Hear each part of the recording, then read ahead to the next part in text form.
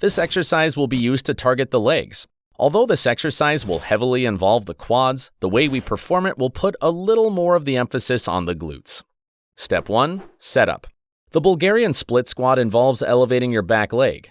It is quite challenging to balance, so feel free to instead do regular split squats without the back leg elevation at first until you're more comfortable with balancing. First, pick what you'll use for elevation. This mainly depends on what feels most comfortable for you and what you have access to. If possible, I'd recommend setting up a leg extension machine just a few notches up from the bottom and letting your foot rest on top of it and roll with it as you perform the split squat. Another option is to use just a slight elevation of 6 to 12 inches by placing a couple weight plates on top of each other or using a step-up platform. In this case, I find it most comfortable to place the ball of your foot onto the platform rather than resting the top of your foot on it. Lastly, another option is to use a bench and to place the top of your foot at the end of it. For shorter individuals, this setup might be too high, especially if your bench is higher than normal, so do try out the different options and see what feels best.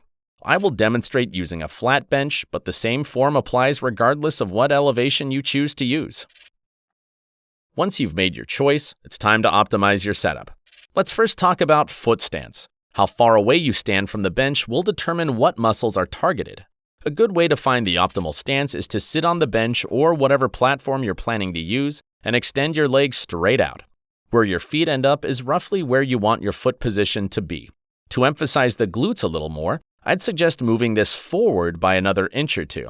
To get into this stance, however, it can be tricky to balance. If you're struggling with this, rather than trying to set up your front leg first and then finding the bench with your back leg, try kneeling down and setting your back foot on the bench and then stand up into the starting position from there. When your feet are set, they should be about hip-width distance apart from each other rather than directly in front of each other. Once you've got your setup down, grab a pair of dumbbells if needed and get into the starting position. Ideally, you want to start with your weaker leg as the leg you start with. Step 2. Execution. With the dumbbells straight by your sides, brace your core and while keeping your lower back neutral, bend your torso over slightly. While maintaining this slight lean forward, squat down by thinking about driving your back knee towards the ground. As you do this, for better balance, you can hold one dumbbell by the side of your working leg and then hold the other one horizontally along the thigh of your support leg. Continue descending until your front thigh is at least parallel to the floor. At this point, the knee of your back leg should be almost touching the floor, and the shin of your front leg should be almost vertical straight on top of your foot.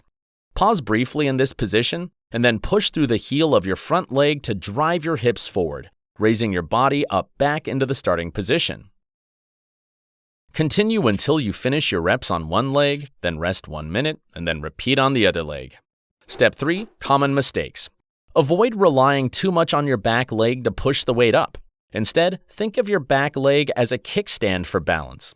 Keep 80 to 90% of the weight in your front leg and just 10 to 20% of the weight in your back leg. Avoid letting the knee of your working leg cave inwards. Instead, keep it aligned with the same direction as your toes throughout the movement.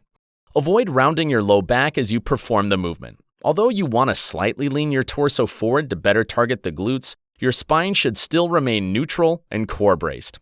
Lastly, if you struggle quite a bit with balance, then try performing it without any elevation like we mentioned earlier, or just hold the one dumbbell by your non-working leg and use the other arm to hold onto something for balance.